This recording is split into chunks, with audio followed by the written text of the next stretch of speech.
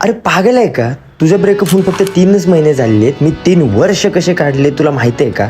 काही नसतं रे, विसरून जातात लोक. जशी ती विसरून गेली तसं तूही विसरून जा. मी जसं सोडले तसं तूही सोडून दे. नको डोक्यात ठेव, एवढं टेन्शन नको घेऊस. आणि हो, जा झोप, खूप रात्र झालीये, एवढा वेळ जागू नकोस.